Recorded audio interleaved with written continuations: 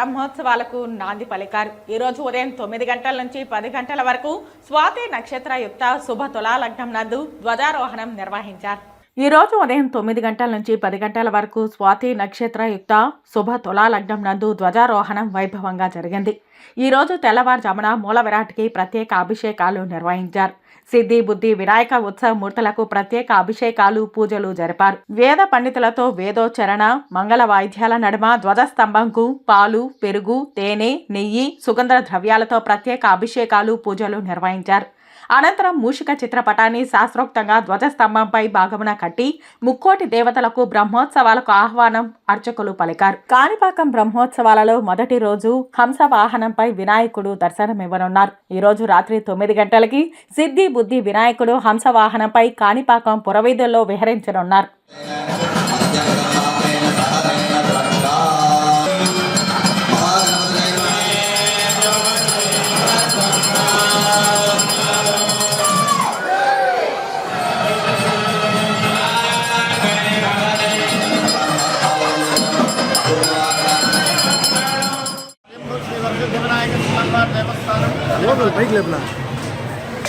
భారతదేశంలోనే ఏకైక క్షేత్రం స్వయంభూ వినాయకుడు అయినటువంటి కాణిపాక క్షేత్రంలో మాత్రమే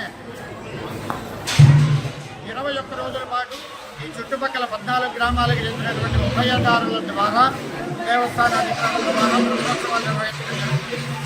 ఈ బ్రహ్మోత్సవాల్లో భాగంగా నిన్న వినాయక చవితి సందర్భంగా స్వామివారి మూల విరాట్కి ప్రత్యేక పూజలు, తెల్లవారుజామున 2 గంటలకు అభిషేకం, విశేష పూల అలంకరణ చేయడం జరిగింది.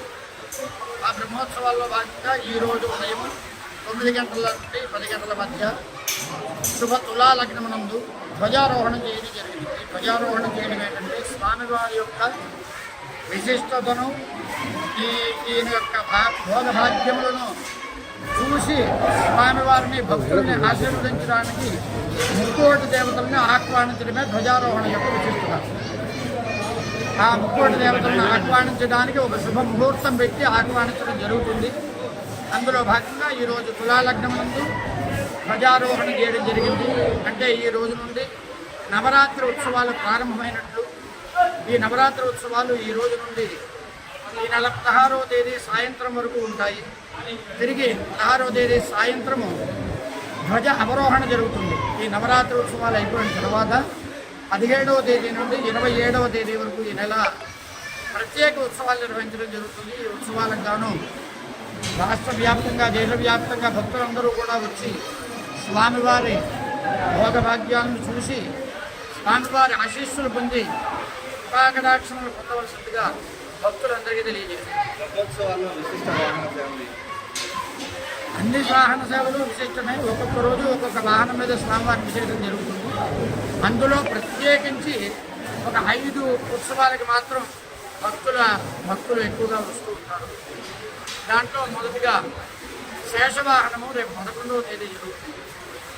తదుపరి రథోత్సవము, తదుపరి కల్పవృక్ష వాహనము, తదుపరి పుష్పపల్లకి సేవ, అలాగే ఆఖరి రోజున అంటే ఈ నెల 27వ తేదీన తెప్పోత్సవం కూడా ఈ 5 చాలా విశేషంగా ఉభయదారులు జరిపిస్తూ ఉంటారు. సందర్భంగా వచ్చిన భక్తులందరికీ అన్ని సౌకర్యాలు కల్పించి ఎటువంటి ఇబ్బంది లేకుండా స్వామివారి దర్శనం సునాశనంగా అన్ని ఏర్పాటు చేయడం జరిగింది. ఈనాడు స్వామివారి బ్రహ్మోత్సవం సందర్భంగా ధ్వజారోహణము ఈరోజు ప్రారంభమైనది. ఈ రోజు నుండి నెల 27 వరకు స్వామివారి ఉత్సవాలు అతివైభవంగా చేయటకు అన్ని విధాలుగా మా ఎమ్మెల్యే గారు మురళీకుమార్ గారితో సంప్రదించి సూచనలు తీసుకొని విధిగా చేయటకు అన్ని ఏర్పాట్లు చేయడం జరిగింది.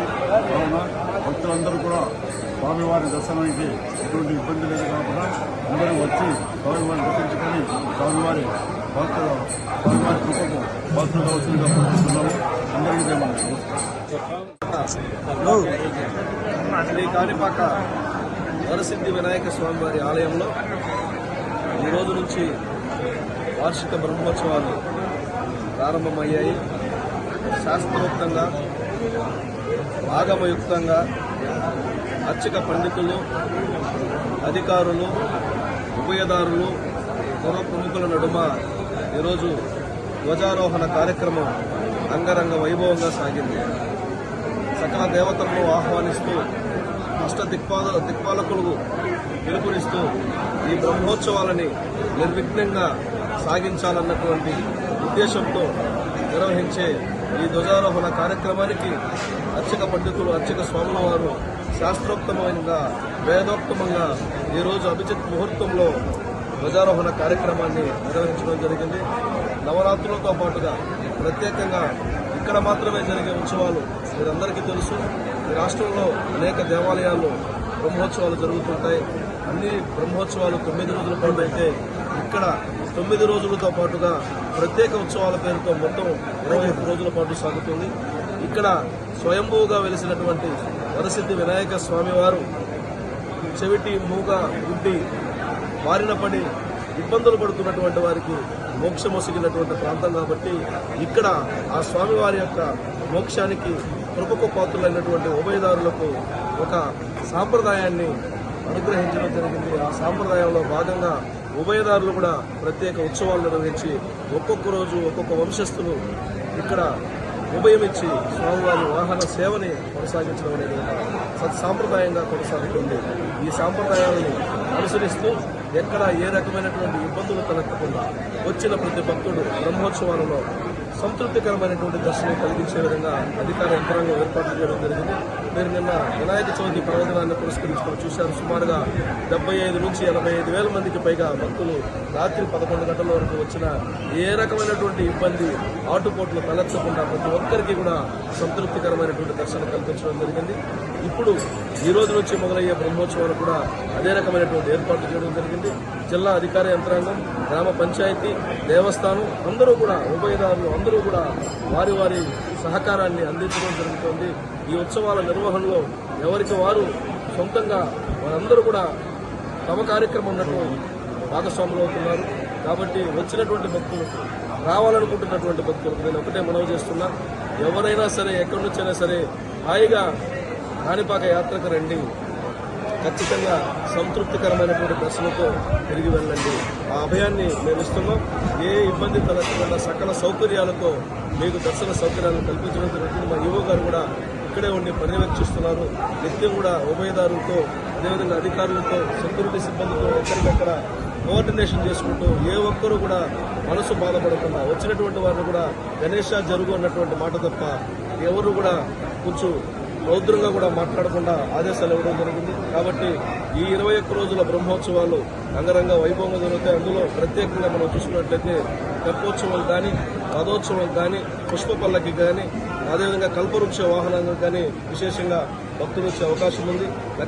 లక్షకు చేరే అవకాశం ఉంది ఒక్కొక్క రోజు. కాబట్టి ఆ పర్వదినాల్లో కూడా ఏ ఇబ్బంది కలగకుండా అన్ని చర్యలు తీసుకోవడం జరిగింది. ప్రతి ఒక్కరికి మేము మనవి చేస్తున్నాం, రండి శ్రీ స్వయంభూ కాణిపాక వరసిద్ధి వినాయక స్వామి వారిని దర్శించండి, వారి కృపకు పాత్రలమ్మని మేము అందరినీ ఆహ్వానిస్తున్నాం. ఇక్కడ చిన్న పెద్ద తారతమ్యం లేదు. ప్రతి ఒక్కరూ రండి. ప్రతి ఒక్కరికి సకల సౌకర్యాలతో స్వామివారి దర్శనాన్ని కల్పించడం జరుగుతుంది.